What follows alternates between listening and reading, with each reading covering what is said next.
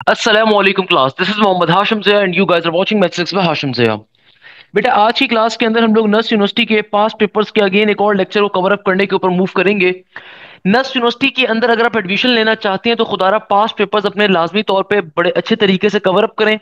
Nernst के मैं अभी तक मोर देन 5000 एमसीक्यूज आप लोगों के लिए सॉल्व करवा चुका हूं, तो नस्ट के पास पेपर्स की प्लेलिस्ट का लिंक जो आपको डिस्क्रिप्शन में दिख रहा है इसको लाजमी तौर पे आपने कवर करना है। इस प्लेलिस्ट के अंदर मैंने अभी तक मोर देन 5000 एमसीक्यू सॉल्व करवाए हुए हैं, इसको लाजमी तौर पे आप लोग कवर अप करें क्योंकि भाई नस्ट के अंदर पास पेपर्स के क्वेश्चंस बहुत ज्यादा पूछे जाते हैं। मेरी कोशिश ये है कि 2023 के या 2024 का 2025 से ऑनवर्ड जितने नस्ट के paper NET 1 NET 2 NET 3 NET 4 हुए उनको साथ साथ सॉल्व करवाऊं। डे 1 डे 2 डे 3 डे 4 जितने भी डेज उनका पेपर चल रहा होता है उनको साथ साथ बैठ के सॉल्व करवाऊं। इसके अलावा इससे पहले जितने के नस्ट के एग्जाम्स थे, नस्ट के पेपर्स थे, नस्ट के क्वेश्चंस थे, वो उसको इस तरीके से फिर मैं टॉप 10 एमसीक्यूज करके उनको भी सॉल्व करवा रहा होता हूं। तो आपने इस प्लेलिस्ट को बहुत तरीके से कवर करना है। इस प्लेलिस्ट के अंदर आपको हर किस्म का नस्ट का क्वेश्चन मिलेगा जो आज तक नस्ट के अंदर मैथ्स के एग्जाम के अंदर पूछा गया, जिसकी आपने बड़े अच्छे तरीके से तैयारी करनी है।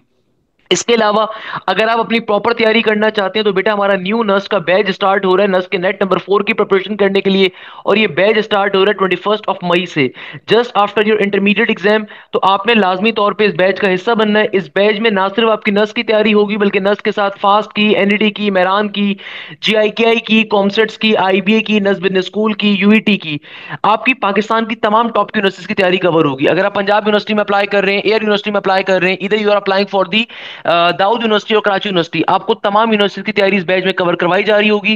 तो हमारा न्यू बैच जो स्टार्ट हो रहा है ये 21 मई से स्टार्ट हो रहा है, तो आप लाजमी तौर पे इस बैच का हिस्सा भी बन सकते हैं। आपके पास डिटेल्स ऊपर स्क्रीन के ऊपर गिवन है, आप लाजमी तौर पे उसको आप गो थ्रू कर सकते हैं। खैर, आज की क्लास का आगाज करते हैं। आज की क्लास के अंदर सबसे पहले नंबर के ऊपर हमारे पास जो क्वेश्चन आ रहा है इसमें, अच्छा बेटा अब देखो हम अपनी क्लास के पहले क्वेश्चन के ऊपर मूव करते हैं। आज की क्लास के पहले क्वेश्चन में एग्जामिनर आपसे क्या कह रहा है। एग्जामिनर कहता है कि भाई सपोज दैट बी बराबर है किसके, सी के, तो बताइए which of the following condition is correct.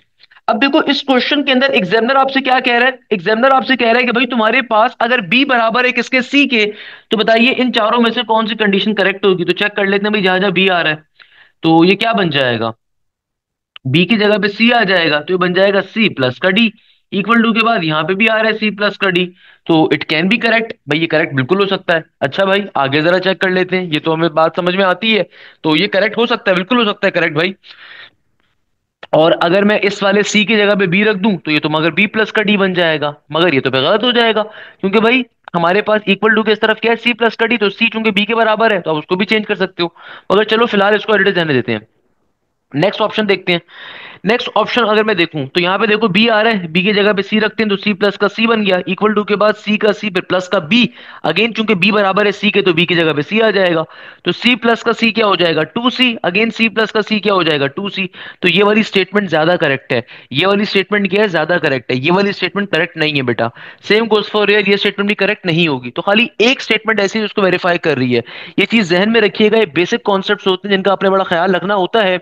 अक्सर बच्चे क्या करते हैं, मैं गलती करके आ जाते हैं, उनको लगेगा ऑप्शन नंबर ए वेरीफाई कर रहा है, हालांकि ऑप्शन नंबर ए वेरीफाई नहीं कर रहा, क्योंकि देखो आपने जब बी की जगह पे सी रखा है ना, तो भाई आप तमाम वैल्यूज को चेंज अप करवाओगे, तो बी चूंकि बराबर है सी के तो जहां जहां बी आ रहे हैं वहां पे डाल दो, तो आपके पास दोनों तरफ क्या आ गया, टू सी आ गया, तो two C is equal to C आ गया। अच्छा भाई, नेक्स्ट क्वेश्चन में एग्जामिनर कह रहा है कि अगर बी की वैल्यू बराबर है 1, 2, 3, 5, 7 के, ये रिप्रेजेंट कर रहा है किसको, set of the odd numbers को, set of the prime numbers को, set of the positive numbers को, नन ऑफ दीज। तो भैया देखो हमारे पास करेक्ट ऑप्शन क्या होगा, ये सारे के सारे ऑड नंबर्स आ रहे हैं, तो करेक्ट आंसर क्या होगा, ऑप्शन नंबर ए। हमेशा याद रखिएगा दुनिया में नंबर्स दो तरह के होते हैं, प्राइम नंबर्स और कंपोजिट नंबर्स। प्राइम नंबर्स किसे कहते हैं, always remember this thing, prime numbers का मतलब ये होता है कि भाई ऐसे तमाम नंबर्स का होना जो कि जिनके सिर्फ दो फैक्टर्स होते हैं। दुनिया के अंदर नंबर्स की क्या टाइप होती है, हम दो टाइप्स में कैटेगराइज करते हैं, प्राइम नंबर्स और कंपोजिट नंबर्स। प्राइम नंबर्स कहा जाता है ऐसे नंबर्स को जिनके सिर्फ दो फैक्टर्स होते हैं, यानी कि जो सिर्फ अपने टेबल में आए या वन के टेबल में आए, उनके सिर्फ दो फैक्टर्स होते हैं। फॉर एग्जाम्पल टू, टू एक प्राइम नंबर है, थ्री, थ्री एक प्राइम नंबर है, फाइव एक प्राइम नंबर है, सेवन एक प्राइम नंबर है, सेम गोज फॉर आपके पास 11 एक प्राइम नंबर है। ये सिर्फ अपने टेबल में आते हैं या फिर वन के टेबल में आते हैं, तो ये सारे के सारे क्या है, ये सारे के सारे आपके पास आपके प्राइम नंबर्स आ रहे हैं। Remember this thing, prime numbers क्या होते हैं, जो सिर्फ टू के टेबल में आते हैं, वन के टेबल में आते हैं। दूसरी तरह के नंबर्स को कहा जाता है कंपोजिट नंबर्स। कंपोजिट नंबर्स क्या होते हैं बेटा, कंपोजिट नंबर्स वो नंबर्स होते हैं जिनके दो से ज्यादा फैक्टर्स होते हैं। दुनिया में अगर कभी भी नंबर्स के दो से ज्यादा फैक्टर्स होते हैं उन्हें कंपोजिट नंबर्स कहते हैं। कंपोजिट नंबर्स की टाइप क्या है, फोर है। फोर जैसे फोर के टेबल में भी आएगा, टू के टेबल में भी आएगा, वन के टेबल में भी आएगा। इसके दो से ज्यादा फैक्टर्स हैं, मोर देन टू फैक्टर्स हैं, दो से ज्यादा फैक्टर्स हैं। लेट सपोज सिक्स हो गया, सिक्स के टेबल में भी आएगा, थ्री के टेबल में भी आएगा, टू के टेबल में भी आएगा, वन में भी आएगा। तो ये सारे कंपोजिट नंबर्स हैं। हमेशा याद रखिएगा जो वन होता है ना, वन वन का बेचारे का दुनिया में कोई नहीं होता। वन की मिसाल हमारे जैसी होती है। वन सबके लिए मेहनत करता है, वन के लिए कोई नहीं खड़ा होता दुनिया के अंदर। तो वन क्या होता है बेटा, वन हमारे पास होता है सिंपल तरीके से अल्लाह भला करे क्या होता है, neither a prime number nor a composite number. क्योंकि वन का सिर्फ एक ही फैक्टर होता है, वन सिर्फ अपने टेबल में आता है ना, तो वन का सिर्फ और सिर्फ क्या होता है, एक ही फैक्टर होता है। हमेशा याद रखिएगा, वन का दुनिया के अंदर कोई भी आपके पास और फैक्टर नहीं होता, तो वन सिर्फ अपने टेबल में आता है। तो one is neither a prime number nor a composite number. अच्छा, नेक्स्ट ऑप्शन था सेट ऑफ पॉजिटिव नंबर्स। तो जाहिर सी बात है सिर्फ पॉजिटिव नंबर्स थोड़ी आ रहेंगे, कैसे नंबर्स आ रहे हैं, और प्री डिफाइंड इसका जुमला क्या होगा, सेट ऑफ ऑड नंबर्स था ये करेक्ट आंसर। नेक्स्ट क्वेश्चन में, अच्छा बेटा अब देखो हमारे पास जो नेक्स्ट क्वेश्चन आ रहा है इसमें एग्जामिनर क्या कह रहा है। एग्जामिनर कहता है कि भाई तुम्हारे पास दो मैट्रिसेस आ रहे हैं, एक मैट्रिक्स है 102 वाला और एक मैट्रिक्स है 23 वाला। एग्जामिनर कह रहे हैं दोनों मैट्रिसेस को मल्टीप्लाई करके बताओ आंसर क्या होगा। हमेशा याद रखिएगा दुनिया में कभी भी दो मैट्रिसेस को अगर आपने क्या करवाना है, मल्टीप्लाई, तो there is always a basic concept कि दुनिया में कभी भी दो मैट्रिसेस मल्टीप्लाई कब होते हैं, अगर पहले वाले मैट्रिक्स की नंबर ऑफ कॉलम्स और दूसरे वाले मैट्रिक्स की क्या हो, नंबर ऑफ रॉज आपस में बराबर हो, उसी सूरत में दो मैट्रिक्स मल्टीप्लाई कर सकते हो। तो याद रखिएगा इस मैट्रिक्स में पहले आपके पास जो फर्स्ट मैट्रिक्स में नंबर ऑफ कॉलम्स आ रही है कितनी आ रही है, एक ही आ रही है। सेकंड मैट्रिक्स में नंबर ऑफ रॉज कितनी आ रही है, एक ही आ रही है, तो बिल्कुल मल्टीप्लाई कर सकते हो इसे। तो कैसे करवाओगे भैया, सिंपल रॉज इनटू कॉलम की फॉर्म के ऊपर, रॉज इनटू कॉलम की फॉर्म के ऊपर। तो टू वन जार क्या हो जाएगा, टू हो जाएगा। सिमिलरली अब ये वन जाके थ्री से मल्टीप्लाई होगा तो क्या बन जाएगा, ये हो जाएगा हमारे पास सिंपल थ्री वन जार थ्री। फिर जीरो टू जार क्या हो जाएगा, जीरो के बराबर, और जीरो थ्री जार क्या हो जाएगा, जीरो के बराबर। फिर टू टू जार फोर हो जाएगा और टू थ्री जार सिक्स हो जाएगा। तो मेरा रिजल्टेंट मैट्रिक्स क्या होगा, two three zero zero four six के बराबर। Option number C, C for cat is the correct answer. इस तरीके से क्वेश्चन हमारा फाइनली सॉल्व हो गया।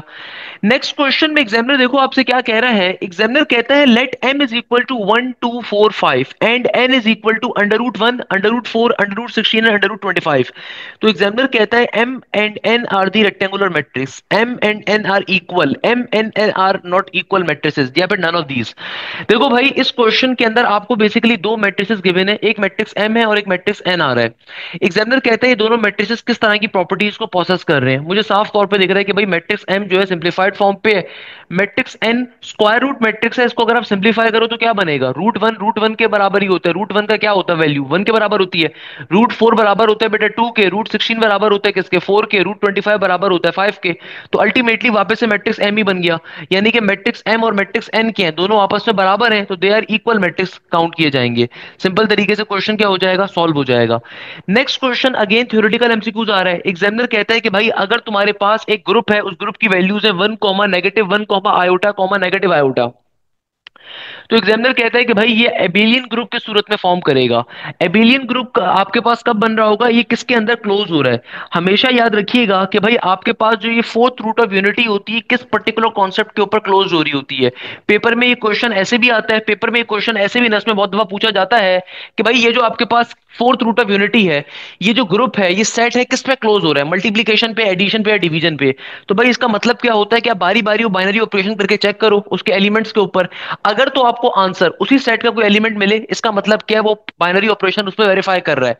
फॉर एग्जाम्पल अगर मैं चेक करना चाहता हूं कि एडिशन इस पर्टिकुलर सेट के ऊपर प्रूफ होता है या नहीं होता, तो आप करके चेक कर लो। इस सेट के दो एलिमेंट्स उठाओ, दोनों को आपस में ऐड करके चेक करो, तो वन प्लस माइनस वन किसके बराबर होगा, वन माइनस का वन जीरो बन जाएगा।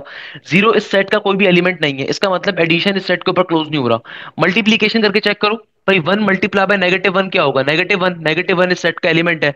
Similarly negative one multiply by one करोगे, आंसर नेगेटिव वन आएगा, सेट का एलिमेंट है। सिमिलरली आयोटा को वन से मल्टीप्लाई करोगे, आयोटा ही आएगा आपके पास।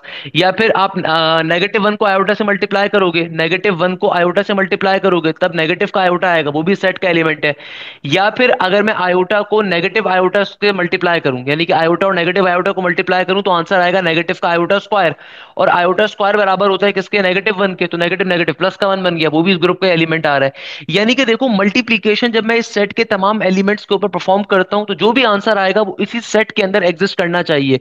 इसका मतलब इस सेट के अंदर कौन सा एलिमेंट क्लोज हुआ हुआ है, कौन सा बाइनरी ऑपरेशन क्लोज हुआ हुआ है, यानी कि ये जो सेट है, ये सेट किस बाइनरी ऑपरेशन पे क्लोज हुआ हुआ है, मल्टीप्लीकेशन के ऊपर। ये वाला कॉन्सेप्ट नस में बहुत पूछा जाता है कि आपको कोई भी सेट दे दिया जाता है और एग्जामिनर कहता है कि भाई ये सेट मल्टीप्लीकेशन पे क्लोज है, या फिर आपके पास ये सेट एडिशन पे क्लोज है, सब्ट्रैक्शन पे क्लोज है, किस चीज के ऊपर क्लोज है। तो याद रखिएगा इस कॉन्सेप्ट को कि हम करते क्या है, सिंपल तरीके से आप बारी बारी उस सेट के एलिमेंट्स के ऊपर वो बाइनरी ऑपरेशन परफॉर्म करवा के चेक करते हो। अगर तो आपको आंसर उसी सेट का कोई एलिमेंट मिलता है तो मेरा करेक्ट आंसर होता है। देखो हमारे पास जो नेक्स्ट क्वेश्चन आ रहा है इसमें एग्जामिनर क्या कह रहा है, एग्जामिनर कहता है divided 4x⁴ minus 3x³ minus का 2x² प्लस 1। अगर इसको डिवाइड करवाया जाए x-1 के ऊपर तो find the value of quotient. Examiner कह रहा है कोशेंट की वैल्यू फिर बताइए किसके बराबर होगी। अब देखो बेटा इस क्वेश्चन को सॉल्व कैसे करोगे, ये क्वेश्चन मोस्ट इंपॉर्टेंट कॉन्सेप्ट के तौर पे काउंट हो रहा है। इस क्वेश्चन को आप सॉल्व करोगे सिंथेटिक डिवीजन मेथड के ऊपर। एग्जामिनर कह रहे हैं कि भाई तुम्हें क्या करना है, तुम्हें तुम्हारे पास जो है ना एक पर्टिकुलर पॉलिनोमियल फंक्शन गिवन है, उसको x-1 के फैक्टर पे डिवाइड करना है।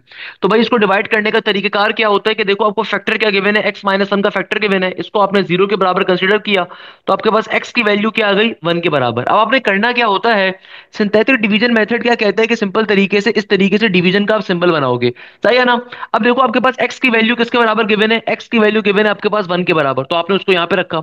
और जो भी आपका पॉलिनोमियल फंक्शन गिवन है उसको बारी बारी एक ऑर्डर के जरिए आपने लिखना है। यानी कि आपका जो भी पॉलिनोमियल फंक्शन गिवन है इसमें जो जो आपके वेरिएबल के कोफिशिएंट्स आ रहे हैं उनको तरीके से कॉपी डाउन करोगे। जैसे सबसे बड़ी हाईएस्ट पावर यहाँ पे क्या आ रही है वेरिएबल की, x⁴ वैसे पहले उसका कोफिशिएंट लिखोगे, फिर उसके बाद x³ आ रहा है उसका कोफिशिएंट लिखोगे, फिर उसके बाद x² आ रहा है उसका कोफिशिएंट लिखोगे, फिर अब देखो उसके बाद x आना चाहिए था, x का कोफिशिएंट यहाँ पे गायब है तो मैं 0 लिखूंगा, फिर फाइनली कांस्टेंट आएगा। तो आपकी जो भी हाईएस्ट पावर होती है अप टिल लोएस्ट पावर आप बारी बारी तमाम कोफिशिएंट्स को लिखते हो। अगर कोई आपके पास वेरिएबल गायब होगा तो उसका कोफिशिएंट 0 लिखा जाएगा। तो इस क्वेश्चन में देखो मेरे पास जो हाईएस्ट पावर वेरिएबल था वो x⁴ था, तो हमने x⁴ का कोफिशिएंट लिखा, फिर x³ का लिखा, फिर x² का लिखा। अब देखो x का कोफिशिएंट गायब है, x गायब है यहाँ पे वेरिएबल, तो इसलिए हमने उसकी जगह पे 0 रख दिया, फिर लास्ट में कांस्टेंट रख दिया। अब सिंथेटिक डिवीजन मेथड को सॉल्व कैसे करते हैं, कि जो भी आपकी पहली टर्म आ रही है इसको आपने एज इट इज एक दफा कॉपी डाउन कर लेना है, कर दिया। अब जो भी ये नंबर आया ना इस नंबर को डायरेक्टली ये जो फैक्टर के जरिए यहां से आपका वैल्यू आई थी वेरिएबल की, आपके पास जो फैक्टर गिवन था x-1 इसको आपने 0 पे सपोज किया था, यहाँ से x की वैल्यू आई थी इसको यहाँ पे रखा था आपने। तो आपके पास जो पहला नंबर है ना उसको नीचे उतारोगे एज इट इज, और जो भी ये नंबर है उसको 1 से जाके मल्टीप्लाई करवाओगे तो 4 1 क्या बन गया, 4 बन गया, तो उसको यहाँ पे ले जाके रखोगे। इन दोनों को आपने सिंप्लीफाई करवाओ, -3 प्लस का 4 किसके बराबर होगा, ये बराबर होगा +1 के। अब देखो जो भी ये नंबर आया अगेन इस नंबर को यहाँ पे लेके जाओगे, इससे मल्टीप्लाई करवाओगे 1 से, तो 1 1 ज़र क्या होता है 1 के बराबर, तो 1 यहाँ पर आ गया। अब अगेन दोनों को सिंप्लीफाई करवाओगे, -2 और 1 ये आ जाएगा -1 के बराबर। तो अब क्या करोगे मेरे प्यारे बच्चे, इन दोनों को आप हमें सिंप्लीफाई करवाओगे, -1 जाके 1 से मल्टीप्लाई होगा तो बन जाएगा नेगेटिव का 1, 0 इंटू -1 बचेगा, फिर -1 जाएगा और इस 1 से मल्टीप्लाई होगा तो -1 आ जाएगा, तो 1 माइनस का 1 ये आ जाएगा 0 के बराबर।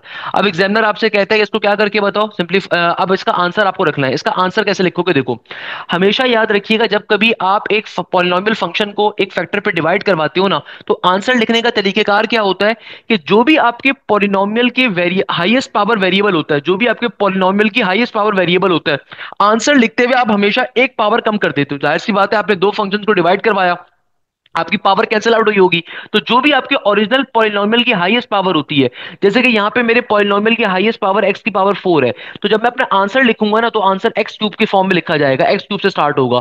तो ये देखो जो पहली वाली वैल्यू गिवन है ना ये आ जाएगी, ये बन जाएगा किसका कोफिशिएंट, x³ का। फिर नेक्स्ट वैल्यू बन जाएगी x² का कोफिशिएंट, फिर नेक्स्ट वैल्यू बन जाएगी सिंपल x का कोफिशिएंट, और लास्ट में जो ये नंबर बच रहा है ये मेरे पास किसका आ जाएगा, ये आ जाएगा कांस्टेंट, ये आ जाएगा किसके बराबर, ये आ जाएगा कांस्टेंट के बराबर, सही है। ये किसके बराबर आ जाएगा, कांस्टेंट के बराबर। और सबसे लास्ट वाला जो कॉलम होता है ये हमारे रिमाइंडर को डिनोट कर रहा होता है, किसको डिनोट कर रहा होता है, रिमाइंडर को। इस तरीके से आपका पर्टिकुलरली आंसर आ गया। तो आपका करेक्ट आंसर क्या होना चाहिए, आपका यहाँ पे कोई भी ऑप्शन करेक्ट नहीं गिवन, कोई भी ऑप्शन इत्तेफाक से यहाँ पे करेक्ट नहीं गिवन, तो आपका करेक्ट आंसर क्या है, 4x2 प्लस का 1x² माइनस का 1x माइनस का 1 इक्वल टू 0। ये इसका करेक्ट आंसर था इस क्वेश्चन का। यहाँ पे टाइपिस्ट ने गलती करी हुई है, कोई भी ऑप्शन आपके पास करेक्ट नहीं गिवन, सही है ना? अदरवाइज आपका आंसर क्या आ रहा होगा इसके बराबर। नेक्स्ट क्वेश्चन भी चूंकि इत्तेफाक से इसी के ऊपर आ रहा है, तो मैं आपको दोबारा से कॉन्सेप्ट समझाता हूँ, किसी बच्चे को अगर बात समझ में नहीं आई। देखो, सिंथेटिक डिवीजन मेथड करते कैसे हैं कि जो भी पॉलिनोमियल गिवन होता है ना, उसको एक फैक्टर पे डिवाइड करवाना है। सबसे पहले आप यहाँ से फैक्टर की वैल्यू निकालो, एक्स प्लस का वन अगर बराबर है जीरो के, क्योंकि एक्स प्लस का वन फैक्टर गिवन है, इसको जीरो पे कंसीडर करवाओगे, तो यहाँ से एक्स की वैल्यू क्या आ जाएगी, -1 के बराबर। किसके बराबर आ जाएगी, -1 के बराबर। अब आपने क्या काम करना है बेटा, अब आपने सिंपल तरीके से इन दोनों टर्म्स को डिवाइड करना है। तो बेटा देखो, मेरे पास सिंपल तरीके से कैसे डिवाइड करोगे कि भाई आपके पास जो भी फैक्टर के जरिए एक्स की वैल्यू आई है ना, उसको आपने उठा के यहां पे रख देना है, रख दिया। अब जो आपको ओरिजिनल पॉलिनोमियल गिवन था, उसके अंदर हाईएस्ट पावर वेरिएबल देखो, अब की बारी में हाईएस्ट पावर वेरिएबल है एक्स क्यूब का। सबसे पहले एक्स क्यूब का कोफिशिएंट रखो, फिर उसके बाद अच्छा इत्तेफाक से यहाँ पे अगेन एक्स क्यूब का कोफिशिएंट ही गिवन है आपको, इत्तेफाक से यहाँ पे अगेन एक्स क्यूब का कोफिशिएंट ही गिवन है, तो इसको पहले सिंप्लीफाई करवा लो। 4x cube minus 3x cube का मतलब क्या है, ये बन जाएगा 1x क्यूब, आगे आ जाएगा प्लस का 4x आगे आ जाएगा +1। तो ओरिजिनली आपको ये फंक्शन गिवन है, क्योंकि 4x क्यूब माइनस का 3x क्यूब क्या बन जाएगा, 1x क्यूब बचेगा, +4x +1। तो यहाँ पे देखो बेटा, एक्स क्यूब का कोफिशिएंट क्या है हमारे पास, सिंपल आपके पास किसके बराबर बचेगा, हमारे पास जो यानी कि इक्वेशन सिंप्लीफाई होके आ गई, 1x cube +4x+1 equal to 0। तो अब यहाँ पे देखो हाईएस्ट पावर क्या है, एक्स क्यूब, तो एक्स क्यूब का कोफिशिएंट किसके बराबर है, 1 के बराबर है। फिर देखो एक्स क्यूब के बाद जो नेक्स्ट वेरिएबल आना चाहिए था वो एक्स स्क्वायर था, तो एक्स स्क्वायर का कोफिशिएंट क्या होगा, 0 के बराबर। फिर एक्स का कोफिशिएंट क्या होगा, 4 के बराबर। फिर फाइनली मेरा कांस्टेंट यहाँ पे क्या है, +1 एरिडिस, सही है। अब इसको सिंप्लीफाई कैसे करवाओ कि बेटा देखो, सबसे पहला वाला जो नंबर है उसको एरिडिस कॉपी डाउन कर दो, 1 आ गया, इस 1 को जाके -1 से मल्टीप्लाई करो, -1 बन जाएगा, जीरो माइनस का 1, माइनस का 1 बनेगा, माइनस के 1 को -1 से मल्टीप्लाई करवाओगे, पॉजिटिव का 1 आएगा, 4 प्लस का 1 5 बन गया, 5 जाके -1 से मल्टीप्लाई होगा, नेगेटिव का 5 आ जाएगा, और 1 माइनस का 5 क्या हो जाएगा, ये हो जाएगा हमारे पास -4 के बराबर। याद रखिएगा जो लास्ट वाला कॉलम होता है ये इंडिकेट करता है किसको, रिमाइंडर को। तो हमारा यहाँ पे रिमाइंडर किसके बराबर होगा, रिमाइंडर हमारा -4 के बराबर होगा। रिमाइंडर हमारा किसके बराबर होगा, -4 के बराबर। इस क्वेश्चन के अंदर आपका रिमाइंडर होगा किसके बराबर होगा, -4 के बराबर। सेकंड नंबर के ऊपर मोस्ट इंपॉर्टेंट चीज, अपना आंसर कैसे लिखोगे। देखो क्वेश्चन के अंदर जो भी आपका ओरिजिनल हाईएस्ट पावर वेरिएबल था वो था एक्स क्यूब का। आंसर जब मैं लिखना स्टार्ट करूंगा वो एक्स स्क्वायर से स्टार्ट होगा। तो पहली वैल्यू क्या है, 1x स्क्वायर, फिर आ जाएगा हमारे पास नेगेटिव का 1x, फिर आगे आ जाएगा पॉजिटिव का 5 इक्वल टू 0। ये हमारे इस क्वेश्चन का क्या आ रहा होगा, फाइनल आंसर आ रहा होगा। इस तरीके से क्वेश्चन हमारा क्या हो गया, सॉल्व हो गया। That's the logic of this particular question. इस तरीके से क्वेश्चन क्या हो गया, सॉल्व हो गया। आपको ऑल्सो रिमाइंडर मालूम करना था, रिमाइंडर क्या था, -4। वैसे आप रिमाइंडर एक और तरीके से भी निकाल सकते हो कि आपने एक्स की जो भी वैल्यू निकाली है उसको अपनी वापस से इक्वेशन में डाल दो, तो जहां जहां एक्स आ रहा है वहां पे प्लॉट कर दो, वहां से भी रिमाइंडर आ जाएगा। -1 का क्यूब क्या होगा, -1, फिर +4 इंटू -1, तो ये आ जाएगा -4, फिर +1 एडिटिव, तो प्लस के 1 से -1 कट गया, तो यहां से भी -4 ही आएगा। रिमाइंडर निकालने की एक शॉर्टकट होती है कि जो भी आपके पास फैक्टर आ रहा है इस फैक्टर को 0 पे बराबर कंसीडर करो, तो यहां से आपके पास एक्स की वैल्यू क्या आ जाएगी, -1 के बराबर। अब जो भी आपकी इक्वेशन है यहाँ पे जहां जहां एक्स आ रहा है वहां पे एक्स को प्लॉट कर दो, तो आपके पास जो भी अल्टीमेटली आपके पास कांस्टेंट आंसर आ जाएगा वो आपका क्या होगा, रिमाइंडर होगा। इस तरीके से भी आप रिमाइंडर कैलकुलेट कर सकते हो, ये शॉर्टकट होती है रिमाइंडर निकालने की। अदरवाइज सिंथेटिक डिवीजन मेथड आपको आना चाहिए, मैंने इक्वेशन के टॉपिक में आपको पढ़ाया हुआ है, इंपॉर्टेंट मेथड। एग्जामिनर क्या कह रहा है, एग्जामिनर कहता है a rational fraction p minus का x divided by q minus का x is called if the degree of the polynomial pa in the numerator is less than the degree of the polynomial qa in the denominator, improper rational fraction, proper rational fraction, none of these। हमेशा याद रखिएगा यार, एक basic concept है, अगर कभी भी numerator को, अगर कभी भी न्यूमरेटर जो है ना वो छोटा है किसके मुकाबले में, degree of the polynomial in denominator, तो जो फ्रैक्शन होता है उसको हम क्या कहते हैं, प्रॉपर रैशनल फ्रैक्शन कहते हैं। यानी कि कभी भी न्यूमरेटर के अंदर आने वाली वैल्यू अगर डिग्री ऑफ पॉलिनोमियल के मुकाबले में जो डिनोमिनेटर में मौजूद है उससे छोटी है, तो हम इसको हमेशा क्या कहते हैं, प्रॉपर रैशनल फ्रैक्शन कहते हैं। ये तो एनबीएस का क्वेश्चन एक होना चाहिए भाई। इस तरह के क्वेश्चन थ्योरी के, नस्ट के, इंजीनियरिंग में बहुत सारे आते हैं और बच्चे बेचारे कंफ्यूज हो जाते हैं। बेसिक कॉन्सेप्ट है भाई प्रॉपर फ्रैक्शन या इम्प्रॉपर फ्रैक्शन के बारे में, कि भाई अगर तुम्हारे पास कभी भी न्यूमरेटर क्या है, छोटा है, किसके मुकाबले में छोटा है, जो डिनोमिनेटर के अंदर आपके पास पॉलिनोमियल फ्रैक्शन एग्जिस्ट कर रहा है उसके मुकाबले में अगर छोटा है, तो ये क्या कहलाएगा, प्रॉपर रैशनल फ्रैक्शन कहला रहा होता है। इसमें एग्जामिनर कहता है let 1,3/2,2 dot write the next term. अब देखो इस क्वेश्चन की लॉजिक क्या, एग्जामिनर ने एक सीक्वेंस दिया हुआ है, कह रहे नेक्स्ट टर्म बताओ, तो पहले तो चेक करना पड़ेगा सीक्वेंस आया एपी का है या जीपी का है। पहले तो आप इस बात को कंफर्म करो ना कि सीपी यहाँ पे एपी बन रहा है, जीपी बन रहा है। तो भाई मुझे साफ तौर पे दिख रहा है, अगर मैं फर्स्ट टर्म कहता हूं मेरे पास 1 आ रही है, तो कॉमन डिफरेंस चेक कर लेते हैं। कॉमन डिफरेंस ऐसे निकालते हैं, second term divided by second term minus का फर्स्ट टर्म, 3/2 माइनस का 1 क्या हो जाएगा, बेसिक आप एलसीएम लोगे, नीचे टू का टू आ गया, थ्री माइनस का टू, वन बाय टू बनेगा। अच्छा भाई, अगर मैं इन दो टर्म्स के ऊपर भी कॉमन डिफरेंस लेके चेक कर लूं तो ये बन जाएगा टू माइनस का थ्री बाई टू। एलसीएम लोगे तो टू टू जार फोर, और फोर माइनस का three again one by two ही बनेगा, यानी कि कॉमन डिफरेंस यहाँ पे क्या आ रहा है, सिमिलर आ रहा है। इसका मतलब ये आपके पास अर्थमेटिक प्रोग्रेशन का क्वेश्चन एग्जिस्ट कर रहा है। तो भाई आपको नेक्स्ट टर्म बतानी है, तो नेक्स्ट टर्म निकाल लो, इसमें क्या मुश्किल बात है भाई। आपको पहली तीन टर्म्स गिवन है, चौथी टर्म निकालनी है। तो एपी के अंदर चौथी टर्म निकालने का फॉर्मूला क्या होता है, ये होता है सिंपल ए प्लस का थ्री डी। तो फर्स्ट टर्म बराबर है किसके, यानी कि इस सीक्वेंस की फर्स्ट टर्म बराबर थी वन के, प्लस का थ्री, कॉमन डिफरेंस आया था हमारे पास वन बाय टू के बराबर। तो ये क्या हो जाएगा, ये हो जाएगा वन प्लस का थ्री बाय टू। और इसको फर्दर अगर आप एलसीएम लोगे तो टू वन जार टू है, और टू प्लस का थ्री, ये बन जाएगा फाइव बाय टू के बराबर। तो आपके पास नेक्स्ट टर्म क्या आ जाएगी, एपी की फाइव बाय टू के बराबर। क्वेश्चन हमारा फाइनली सॉल्व हो गया, कोई मसले की बात नहीं है। नेक्स्ट क्वेश्चन में एग्जामिनर कहता है how many words can be formed out of the letters of the word consist, यानी कि आपको एक वर्ड दिया हुआ है कंसिस्ट, इसकी आपको वर्ड परमुटेशन करनी है। वर्ड परमुटेशन का क्वेश्चन बहुत आता है आपके पास नस्ब के अंदर। तो भाई वर्ड परमुटेशन करने का फॉर्मूला क्या होता है, जितने भी टोटल नंबर ऑफ लेटर्स होते हैं ना, ऊपर उनका फैक्टोरियल लेते हो, नीचे सिर्फ रिपीटेड लेटर्स का फैक्टोरियल लेते हो। तो देखो टोटल कितने लेटर्स आ रहे हैं, one two three four five six seven. तो टोटल लेटर्स मेरे पास आ रहे हैं सेवन, तो ऊपर आ जाएगा सेवन फैक्टोरियल।